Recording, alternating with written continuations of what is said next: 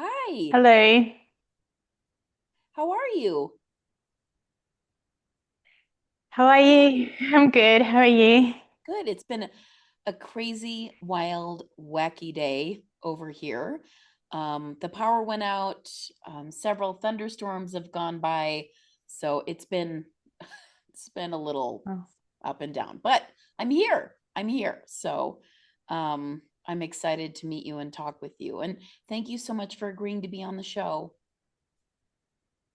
oh no, thank you for having me. Where are you? Where are you based? I'm in Santa Fe, New Mexico, but I actually live outside of the city in the country. And today, probably like right before 11, all of a sudden everything turned off. And I thought, oh, I wonder if a breaker went or what happened. And I looked at my phone and there was a huge area with no power.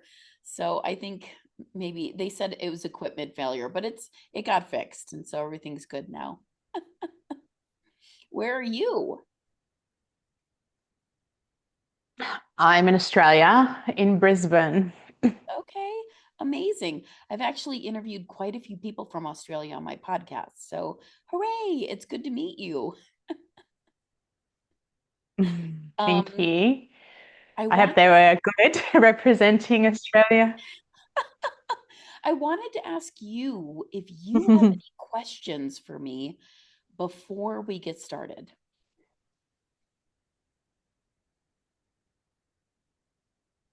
Just was wanted to check, is it half an hour or an hour? And um, is there video or is it just mainly audio? It's an hour, and it is both video and audio. Yeah. Okay, cool. Yeah. Okay, and I wanted to make sure that I pronounce That's your my name main question. correctly.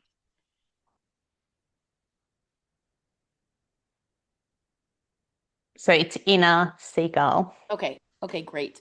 Thank you. Thank you. Well, I tell everybody two things. The first thing is I'm so grateful to you for being on the show and for saying yes. And then the second thing I tell everyone, because this has happened several times, if later today or tomorrow or even next week, you think, oh gosh, I wish I wouldn't have said that, just let me know and I will take that part out so you don't have to worry about it. Okay, Okay. no Okay. problem. Okay, good. Thank All right. you. Yeah, let's get started. Okay, I obviously met you on Podmatch, know a little bit about you via Podmatch, but my first question for everybody is how do you self-describe? If you had to introduce yourself, on a stage at a conference, or maybe you're at someone's house and you're at a party and they ask you, who are you? What do you do? Who are you as a human being? How would you introduce yourself? Great question. I think for me, I would say that in terms of what I do, because it's two different things, obviously, am I and what I do. So I think in terms of what I do, I feel that I help people to understand that they have an inherent capacity to heal themselves, but even more than that, to transform their lives, to see life in a completely different way, to mainstream way of just like survival and just living your life to pay the bills, to run around and do things, that there's so much more to us. And for me, I feel like I'm an intuitive person who really deeply listens to my inner wisdom, to my heart, and follows it, irrelevant if it's easy or not. So I'm not that person that will only go that I'll only follow the path that is easy. In fact, I think I am the person that will go, I'll follow the path that is challenging. I love that. I love that. I mean, okay, so I know a little bit about you and the work that you do. And you're the best-selling author of The Secret Language of Your Body, which I think is fabulous. And you're an intuitive healer. And I love asking this question sometimes because I think it's so interesting. When you were a kid, did you have any idea you were going to be doing this kind of work? And most importantly, what did you want to be when you grew up? No, I had no idea. I didn't even know that existed, to be honest. So I wanted to do acting and I wanted to do I wanted to write. I knew that I had abilities in terms of writing, or so I thought anyway. I guess that was the feedback from, from going to school, that I was very good at writing. And I felt like acting was something that just brought out this passion in me.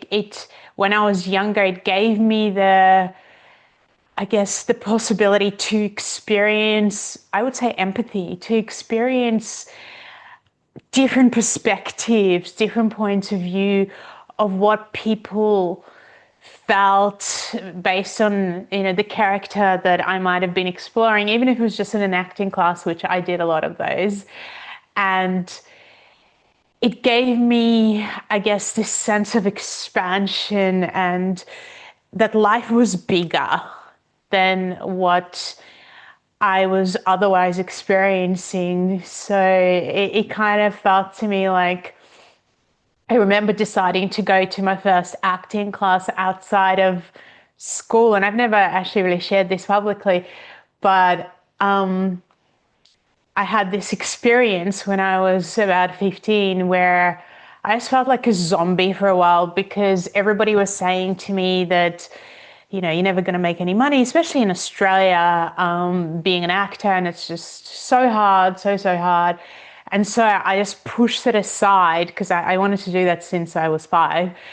And and then I just felt like a zombie, like I just wasn't really operating in my life in a way that was effective, I felt. And one day, so I decided to dance instead.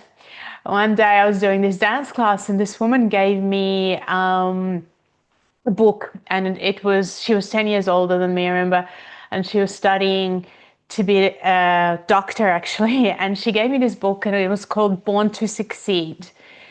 And one day I came home from school and I just thought, you know what? I need a message. Like, I actually, like, if there is God, I want a message. And I opened the book and I closed my eyes and I just went, wherever my finger kind of stops, I'm going to read that, and that's going to be my message.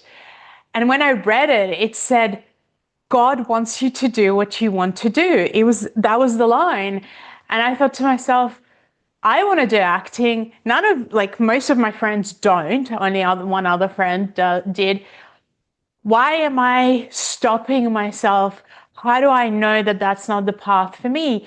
And so I ended up doing my own research, and I just came to my mom and I said, look, I have to do it. I actually have to do it. And I don't care. I'll get there myself. I just need you to pay for it.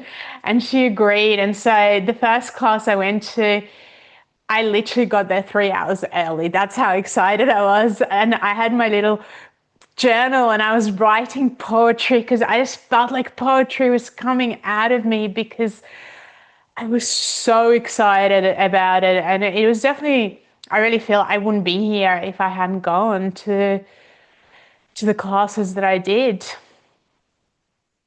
You don't sound like you would be afraid being up in front of a ton of people on stage. You don't have that fear? Well, no, I'm not afraid. I'm excited about it. I think also when I was 21, I think I ended up meeting this teacher who was teaching public speaking with humor at the time, and he was a very successful public speaker, and he was teaching people who were kind of speaking to businesses a lot, and I was everybody was, in their 40s, 50s, 60s. He was at his classes and I was 21. I was the youngest person there. And I remember him saying, look, if you can just embrace this and embrace being around these older people and embrace what I'm teaching you, you'll be amazing. And he's like, you don't have to rush because you're so young. And so, I think that gave me a lot of confidence, just having, that support as well. Even though I had already done a lot of acting classes and I'd done theatre performances and I'd done, being in little TV shows or movies or whatever I was doing at the time, on a small scale, but still, I felt like that support and just understanding and the structure. And I think that confidence comes through structure and understanding and knowing what you're doing, knowing what to do. And I think that I remember my very first time I did public speaking, I was saying to him, I don't know if I can do it. I don't know if I'm ready. And he was like, just get up and just start speaking, and I did, and it was so funny because prior to that, because I was so young and I was 21, I think I was already starting to teach, to talk about healing work with people. And so it was kind of my very first time of sharing with people, that this is what I do. And this man came up to me and I was definitely very different looking to everybody else at this event because I was just super young and dressed in a more younger way than the rest of the people. And this man came up to me and he said, I think you're too young to be doing this. I just think that you need more time. It felt a little bit like a shutdown, but I sat with it and I came up to him a bit later in the day and I said, look, I know you're a lot older, you're in your 50s, and to you, because he said to me, people will start listening to you when you have gray hair. That was his message to me at the time. And he's like, look around. And I said to him, I just wonder who hurt you so much when you were younger, when you were a child, and shut you down that you feel you have to do it to others. And he was just like, oh my God. And then he actually said to me, I'm so impressed that you had the courage to come to me and say this. He said, I want to help you.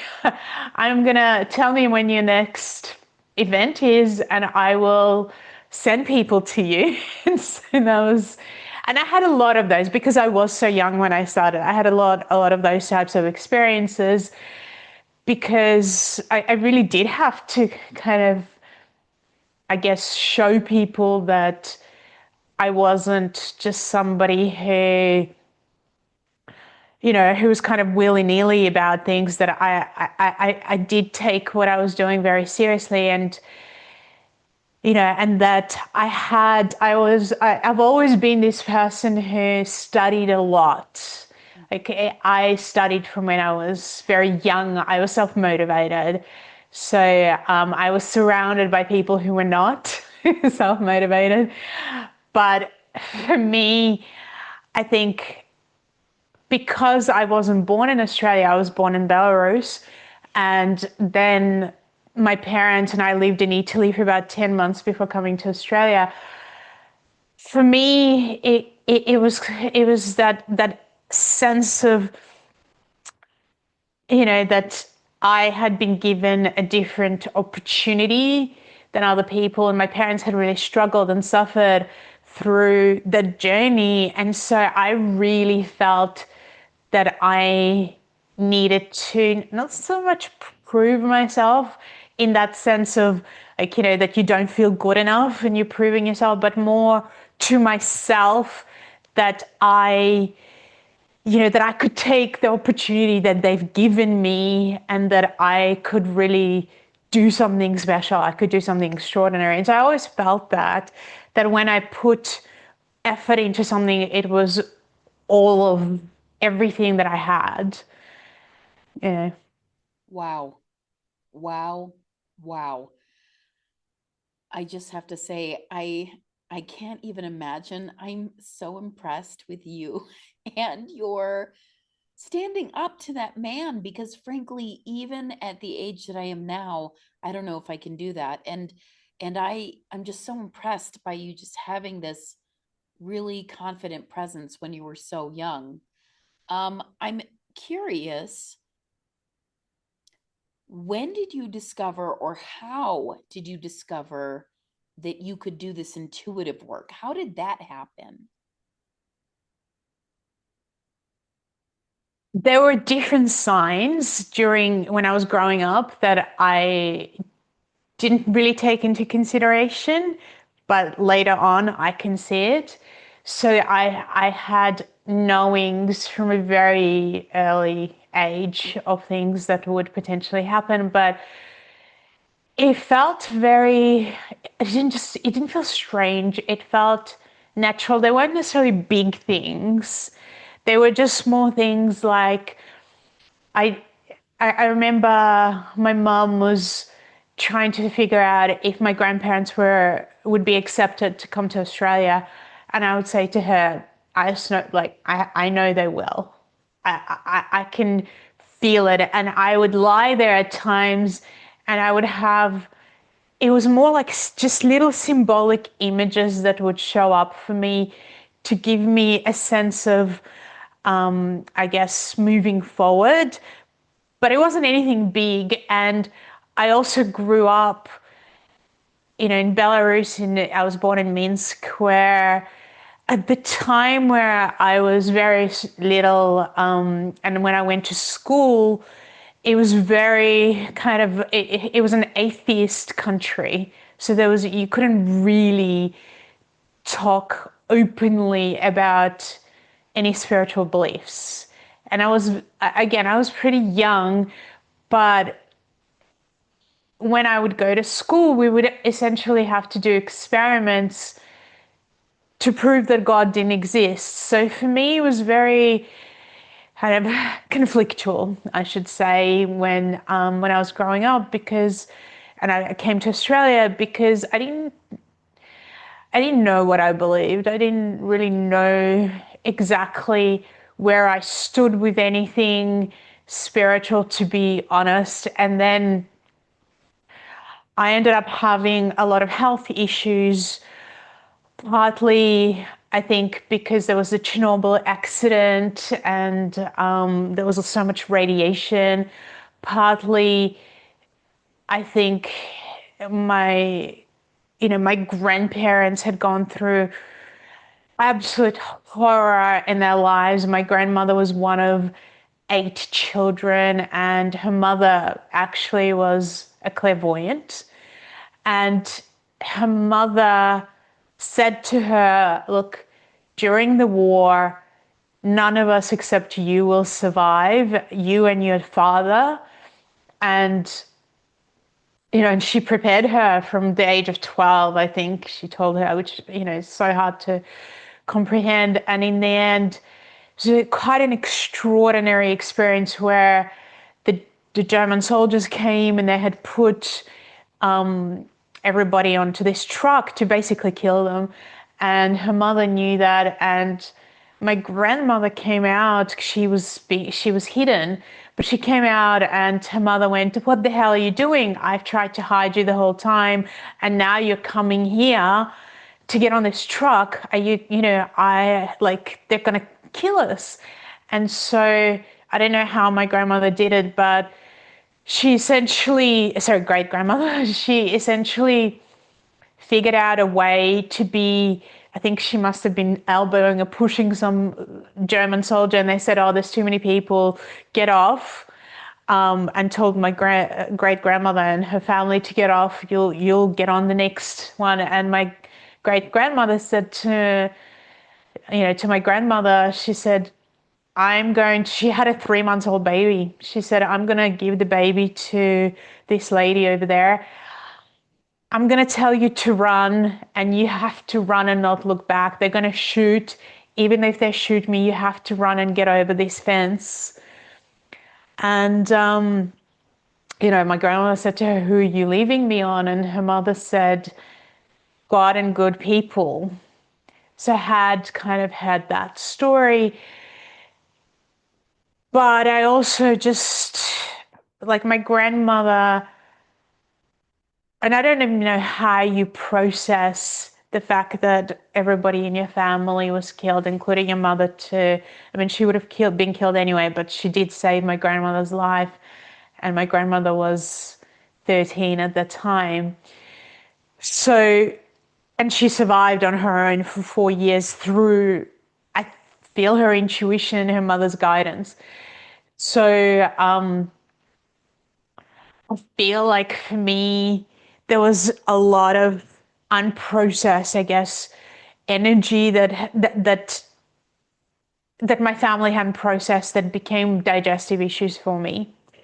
And then when I came to Australia, so when I was in Italy, it was kind of like the best time for me. I felt so comfortable in that country, so accepted. I learned the language within the time that we were there, and I just felt loved. And then when I came to Australia, in my young mind, I thought that Australia was going to be like Italy, but better. And it was not. And so culturally, Australia was completely different to what I was used to in Europe. And I found it very difficult. I didn't speak the language. I found that whilst when I was in Italy and in the European kind of countries, I was very, loved and accepted. Whereas in Australia, I felt like I was different. I was rejected. I didn't speak the language. I didn't come from this culture. And I was bullied for not being able to speak English properly. And so within a short period of time, I started getting psoriasis all over my skin and my elbows, and like my whole kind of elbow was covered.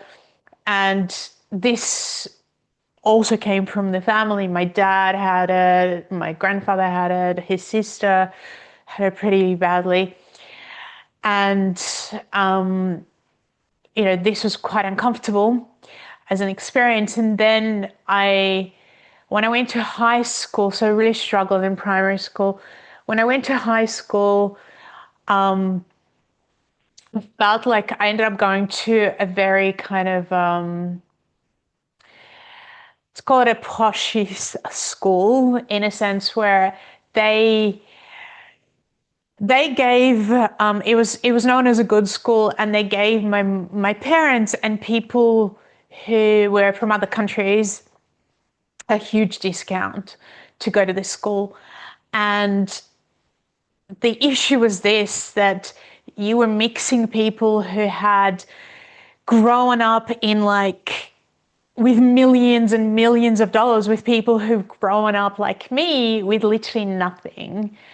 And they, so then I really felt like a completely different experience of being in an environment which I couldn't fully explain to my parents, where these people looked down on me and my friends, because obviously I could only be friends with those people who came from a similar background to me, and we felt like we were, slaves or something. That's how they treated us. They treated us like we were, there to pick up after them, or to, like it wasn't a treatment of like being human in a sense, because they were from these powerful families. And at that time, I just felt like a very different level, I think, of rejection than I felt from not being able to speak the language. It was like who I wasn't worthy as a person at the time to be around these people. And this is when I started to develop back pain, which I didn't know how to essentially deal with.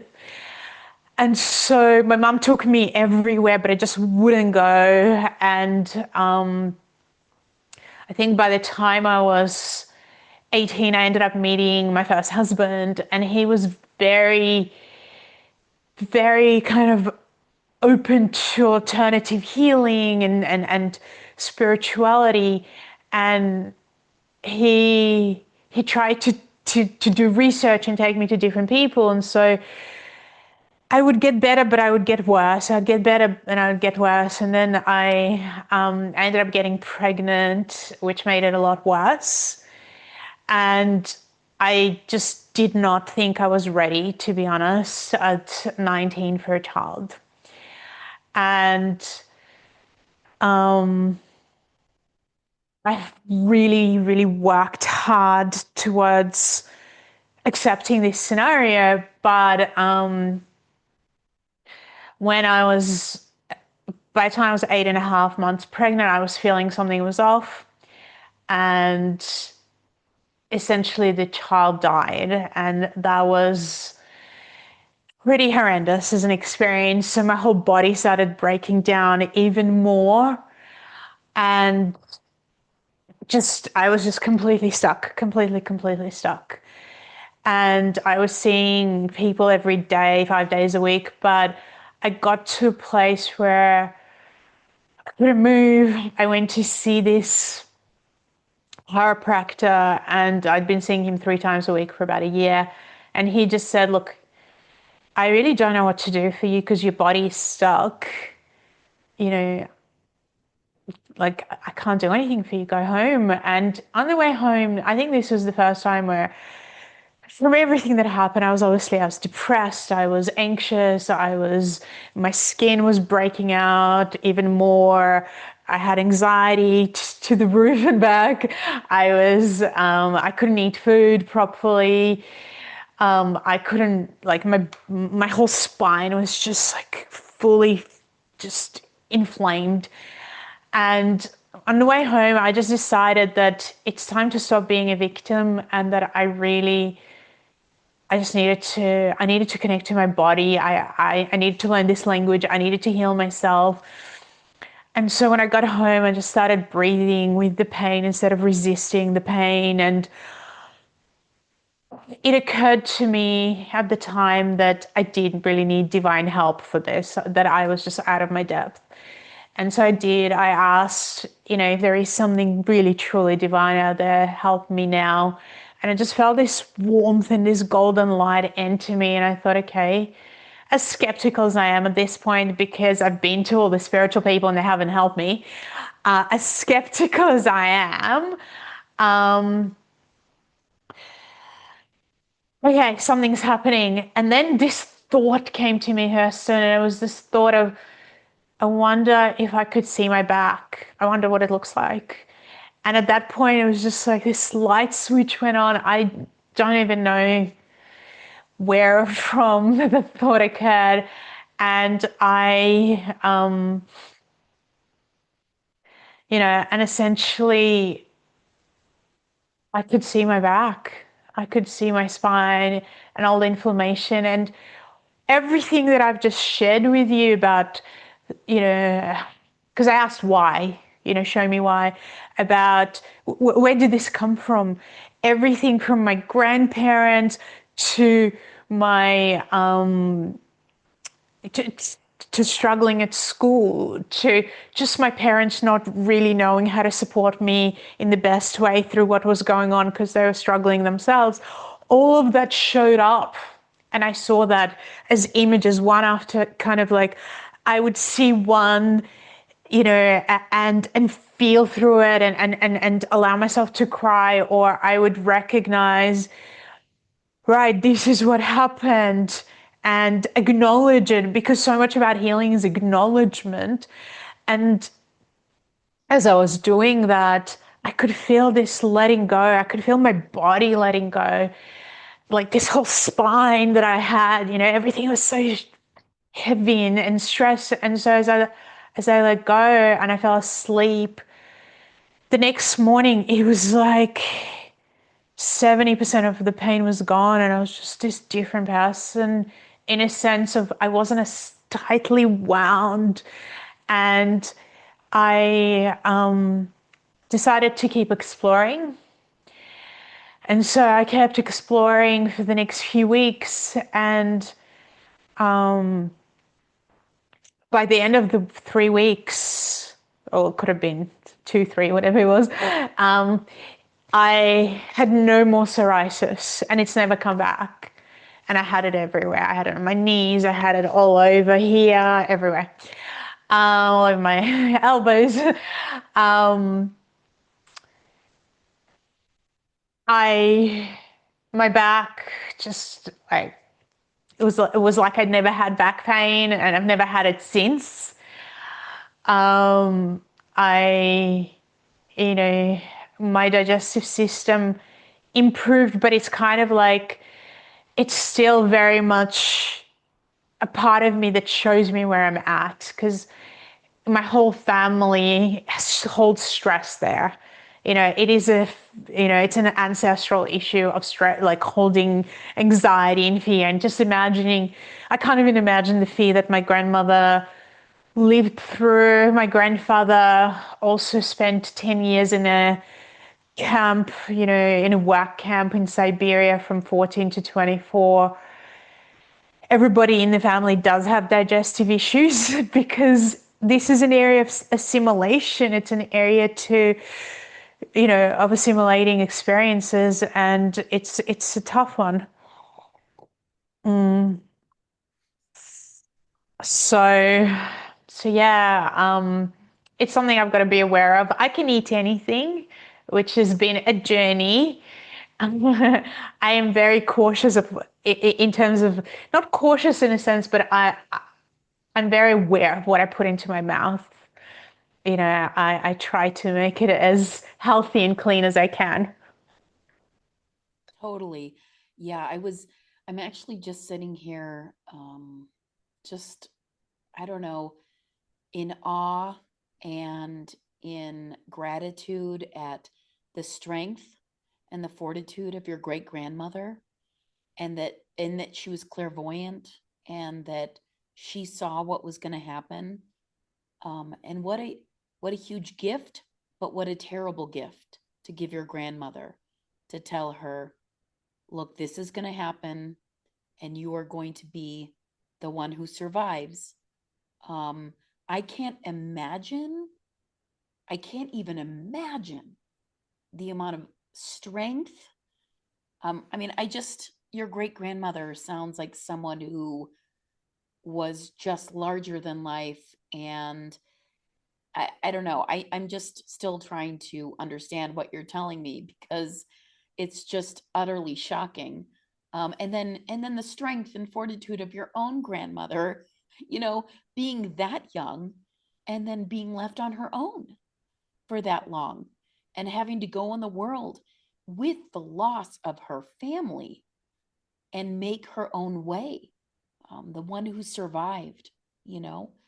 But it's very clear to me, and I don't know if you'll agree with me, but I suspect you will, that this talent or this skill runs in your family. Would you agree with that? Absolutely. It's definitely been there from both my grandmother's side and my grandfather's, more stronger from my grandmother's. I think you're making me reflect on, there was a profound experience that my grandmother told me about that she had, which was after about 4 years of being in the forest on her own with like just no proper clothes as well. From it gets to -30 there, Celsius. So she Um, she said that she was walking in the snow and it was kind of like up to her waist because she was also not a very tall woman. And she said that she was pretty much frozen. Her legs were frozen, and he said she got to a point like she hadn't eaten for God knows how long. She was eating ice, like snow, and she just lay on the snow and she just thought, this is it. I'm like, I can't keep going. I'm done. And she said at that moment, her mother appeared to her like very clearly. And she said she had all the children because my grandmother didn't actually know 100% that every child, because she had a brother who was 10 and he'd gone to make, I don't know, artillery or something. And so she didn't know if he had died or if he was still alive. And she said she saw all the children and she saw her brother, he was their last. And she said to her mom, I can't do it anymore, you have to take me. And her mother looked at her and she said, and my grandmother's name was Emma. She said to her, Emma, you do not have the same destiny as us. And your father is still coming back and he needs you. And she said to her, you have to survive. And she said to her, what you're going to do is this. There is a little village not very far from here. She said, you're going to go to the village and you're going to find this little house. It's going to look like it's falling apart. And she said, you'll know in your gut feeling which house it is. You're going to walk in there and these people are going to help you with your legs because her legs were frozen. You know, she said she had to almost crawl there. Like it was. And that's what my grandmother did. She found strength to go to this village. There was this house that was falling apart. She went in there. There was this lady and she went, oh my God. And she just helped my grandmother save her legs so that my grandmother said she stayed there a few weeks to recover. And I don't know how, Kirsten, but she told me so many stories towards the end of her life that of how she survived, of how she would go and find, she was in the partisans, so how she would find these people and then it could be midnight, they were in the forest. I mean, anybody would be scared. And she would go, are you staying or are you moving forward? And they would say, no, we're staying the night. And she would go, no, I'm going. And she would have been 15, maybe 16 at the time. And they would, they would go, are you crazy? It's 12 o'clock at night, it's pitch black. And she would go, in my gut, I know if you stay, you're going to be killed. And she said that she would later learn that almost every time, like there'd be someone who survived and somehow she met them again because they went to get water or they went to get food and then they'd come back and everybody was killed in that camp. And she just knew, and she said she would just run and they would be like, Germans at the time, like that was, the fight. They would be shooting and somebody else would fall, but not her. And she'd just keep running. I don't, I was like, I have gained so much courage from both of my grandparents in my life, but that, that level of, courage and survival, I don't know. I don't even, I think that's extraordinary. I'm just, I started tearing up when you were telling me the story about her family showing up and I mean, her mother and her siblings. I just thought, okay, I can't start crying.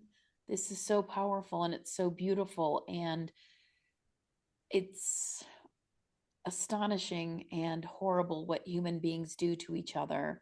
But I think it's also helpful to understand that there are things happening beyond this reality in other places and spaces that we might not have discovered yet that are here for us, that want us to succeed, that want us to bring beauty into the world, to help other people, to create things that will help people. Um, Thank you so much. Your grandmother just sounds astonishing. I'm just, and you are astonishing. And I guess, I would love to know, what kind of work do you do for people? Do you help them? Do you meet with them online? Do you meet with them in person? Do you lay your hands on them? Is it more of an intuitive hit? How do you work? I'd love to hear about it.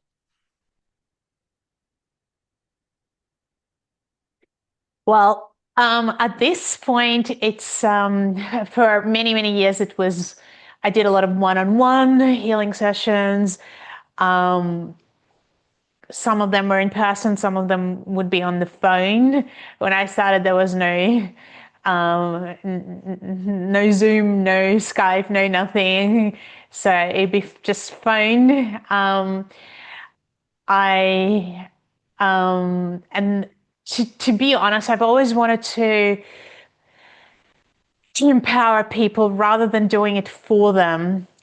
So I created this kind of system called Awaken the Healer Within, because I actually want people to awaken the healer within themselves. And it's funny because one of my students, she said, when I heard you say, that that's what you teach, I thought to myself, what a great gimmick. Like, I'm sure she teaches stuff, but not that. And she's like, no, you do teach that. So for me, it is teaching people. This is what I do the most now, rather than, I don't really do many one-on-one sessions, even though it is something that I occasionally do for people who are really struggling. But to give you an idea of what I do is probably an easiest way to do it, as if I was doing a session on somebody. And what I teach them, what I teach people, where I teach them to get to. So essentially, what I'm really teaching people is to awaken their capacity to sensitize themselves, to know that we can connect and sense things from each other, and that there is this symbolic language. There's a language of the soul. And when this is what I learned, this is how I healed myself, this is how I've helped thousands and thousands and thousands of people. So so when I describe myself, this is what I also teach people. So I would tune into somebody in a sense of getting an awareness of what is going on in their whole inner being. So let's say they do have an ailment like I did. Let's say they have digestive issues. And what I will do is connect to this kind of, to their inner self, to their soul, let's say it. And I will ask, show me where to start. Show me, where do I start? And and I will be guided to, let's say, the throat area, not necessarily the digestive system, even though the issue is the digestive system. So I might be guided to the throat. And I'll start getting a sense of firstly, what is the throat about? The throat is about communication. It's about sharing and speaking. So there's something about this person that there's an issue around communication. But I'm also really aware of kind of energy centers, let's call them chakras, that and how they relate to timelines, because I've really studied this. So how they relate to developmental stages within us and timelines. So if somebody has an issue in the throat, it already gives me an awareness that there's a potential that something happened in the timeline of around potentially 28 years old and in that 7-year period. But if there's a big issue here, but it's also potentially connected to another part of the body that, when we have pain, we often focus our attention just on the pain, on the area of pain, we don't actually focus on the area, on everything else and what caused it. And this is why I say to people, I don't believe in a root cause of anything. I believe in foundational causes that are layered. There's not one root cause. And so what I'm trying to do is create a map. So from here, from the throat, I'm trying to go, okay, so there's communication and it's potentially around this time period. But I've also, over the years, sensitized myself so much that in my hands, I believe that there's a hand, that we have a chakra in the hands. And I believe it because I use it and I've seen it. And I also believe that we have subtle bodies and that we have something called the etheric body. And this etheric body is the copy of the physical, but it also connects you, holds your ancestry in it, it holds your vitality in it, and it holds memory. And so for me, what I've worked with and learned how to do is to awaken my etheric hands so that they can guide me towards the memory body, to what is in the etheric body, to what's actually going on there, where are things stored? Because a lot of people talk about unconscious and subconscious, but I'm this person who goes, where is it? Show me. How do I get there? I need to understand that rather than, I hate generalizations. It's my pet hate. So anything that's generalized, I'm like, well, okay, that's nice, but give me the science of it. Give me the detail. How do I get there?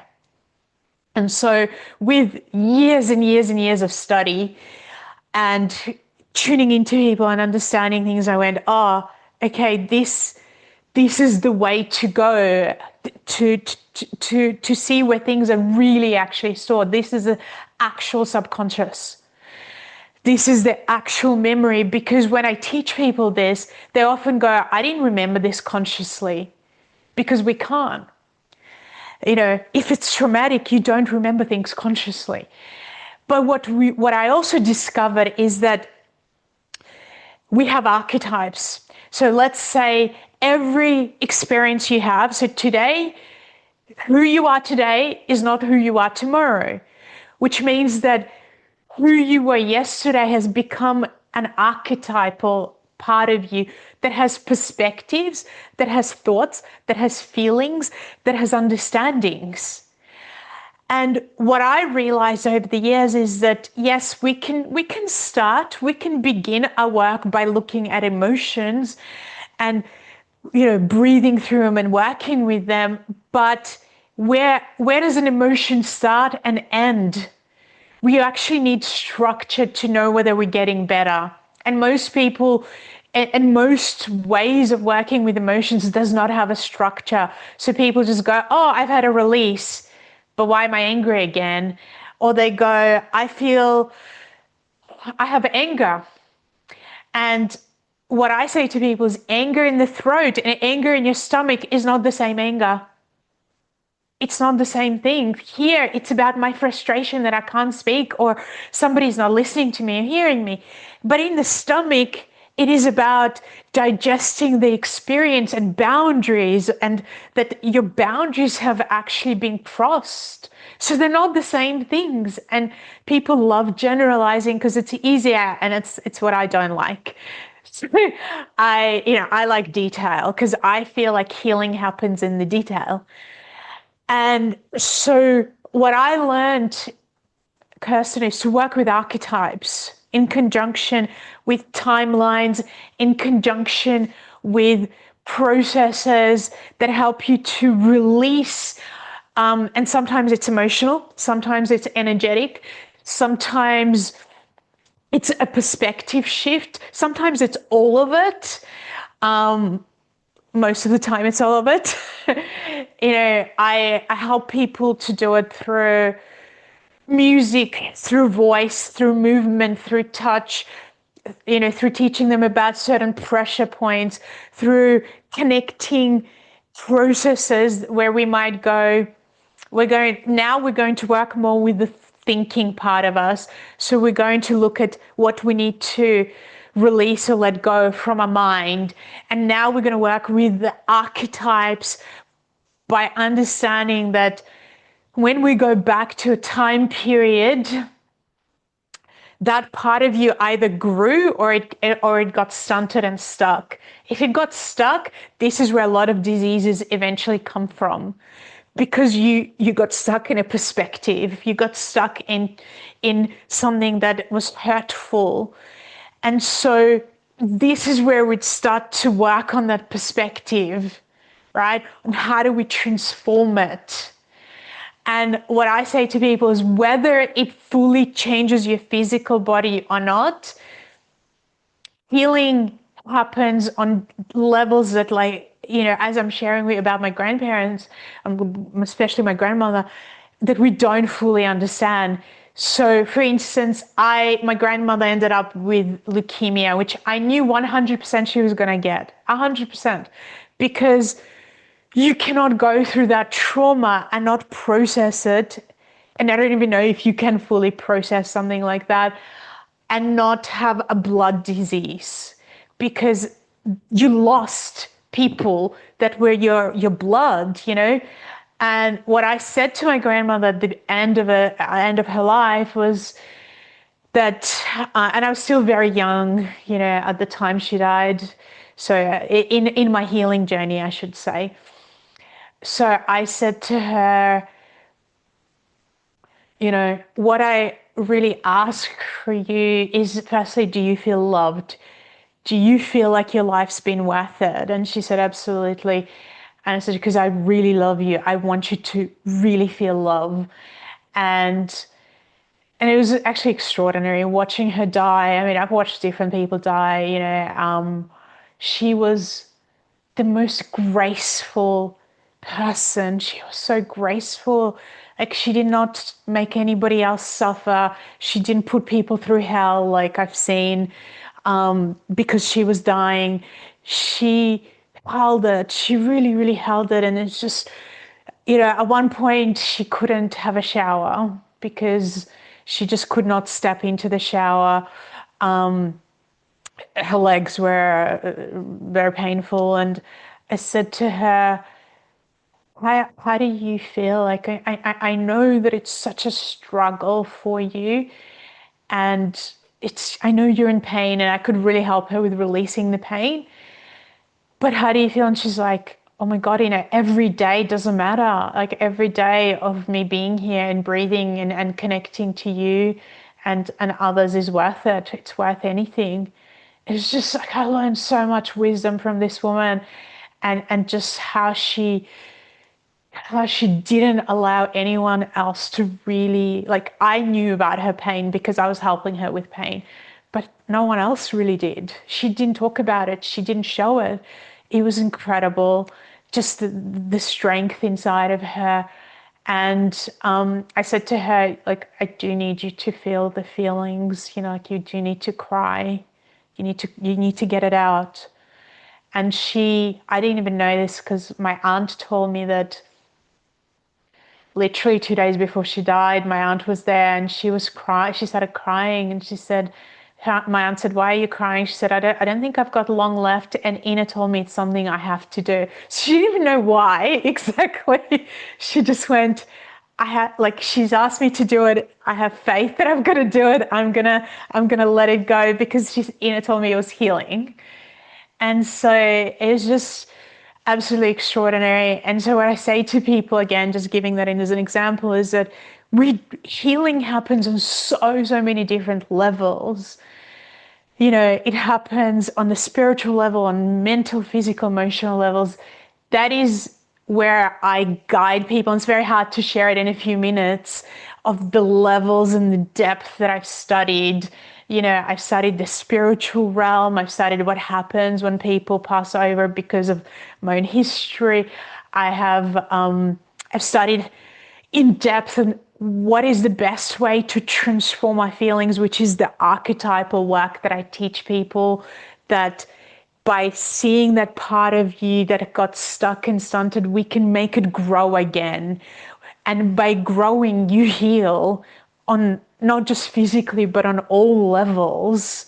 and then I teach people about the etheric body, which is the copy of the physical, and how we can work with it with our hands and with our etheric hands and with the energy that we have in our chakras to rebuild the organs etherically, and then to transform that into that eventually becomes physical.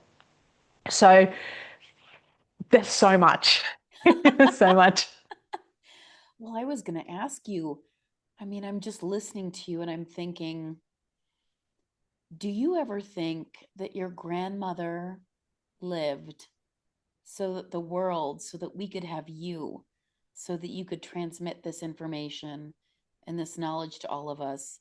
Because frankly, I'm listening to you and I'm thinking, I mean, I wish I could travel back in time to buy your book because I need it desperately. But do you ever think that?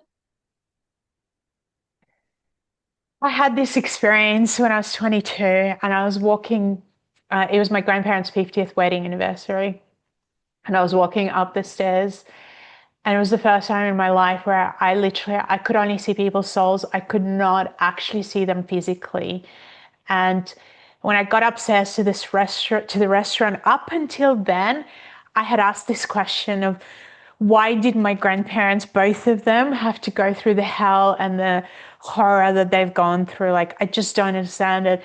And I used to see them from the place of the victim, like that they were the victims of this life and how they lived. I mean, they didn't have toilets, they didn't have shower, they didn't have like a bathroom. They had to go outside and, like, and kind of go to the toilet in a hole. Like I lived there too with them in that house. But I was only young. So to me, it was like, I don't understand. I don't understand. And in that particular day when I was there, I remember seeing my grandparents, and it was like I could see their souls as being these incredibly beautiful, strong, shiny, expanded light. And I was given this message that these people were not victims at all.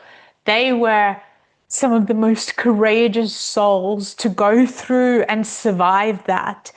And that I was to use that courage. So rather than using the victimhood, which is what I had been doing, I was to take what they've gone through and use it as courage, and really use that experience of that suffering that they've gone through to help others, in ways that, allowed others to go, hey, I come from a family, I understand what suffering is. I understand what struggle is. I understand what trauma is, what that looks like. And so I definitely feel like, the survival of my grandmother, of my grandfather, was extraordinary to help me, hopefully to help my daughter in the future and my son, to do amazing work and their children. But to bring something, from my perspective, something extraordinary without fear. Or even if fear comes up, to just, feel the fear and do it anyway, so to speak. Oh my gosh.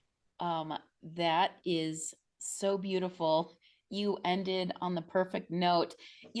One of my main questions is, would you please, um, I would love for it if you could share a story of something magical, miraculous, or mysterious. That's what my podcast is about. That is what, and I do it so that I can remind people that this world, while difficult, while heartbreaking, while challenging, there is this magic behind the scenes that is happening, that is beautiful, and that supports and loves us.